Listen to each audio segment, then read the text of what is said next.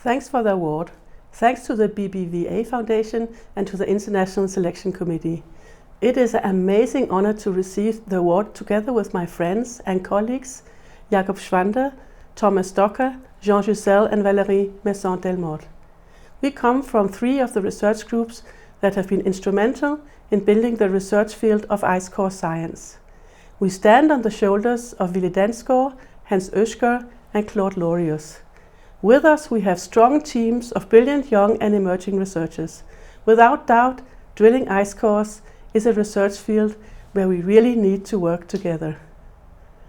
Understanding and extracting the wealth of climate information from 3-kilometer long and crystal clear majestic ice cores drilled from the surface to bedrock of the large ice sheets in Greenland and Antarctica has been an innovative and challenging journey.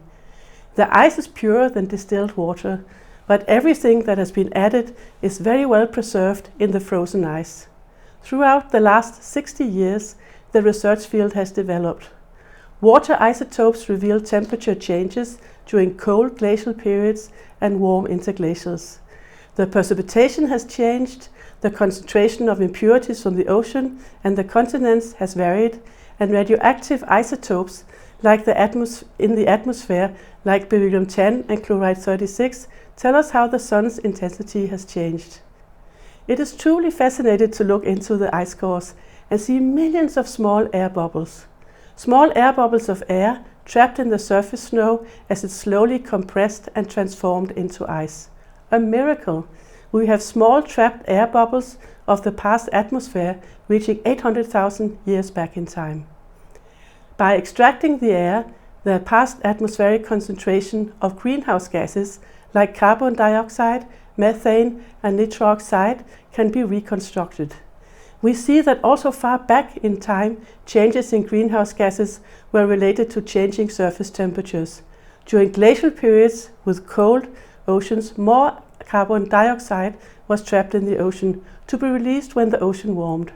The very well dated ice cores allow for detailed understanding of the interplay between astronomical warming and the feedback between greenhouse gases and surface temperatures. In the present anthropogenic time, higher concentrations of greenhouse gases than ever seen in the 800,000-year-old ice core records stand out clearly. As the lifetime of carbon dioxide in the atmosphere is more than 100 years, we have programmed the world to be warm over many years. This knowledge really calls for us to reduce emissions in the future.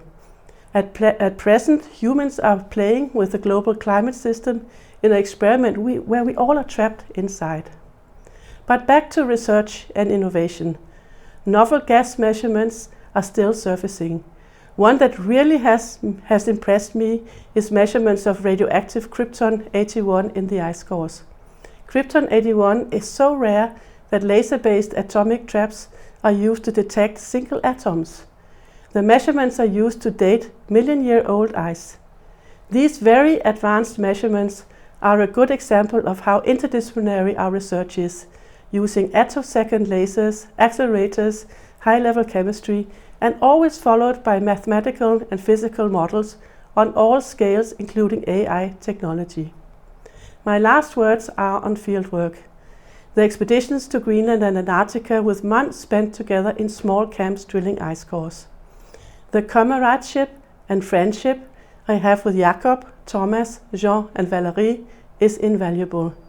It is thus a great pleasure that these years we are starting a new ice core, drilling an ice core in Antarctica called the Beyond Epica Oldest Ice Core, hoping to get ice that's more than 1 million years old. Let's cross our fingers for success also here. Thanks again to the BBVA Foundation and the Selection Committee, and thanks to all colleagues and friends around the world, including University of Manitoba and University of Copenhagen.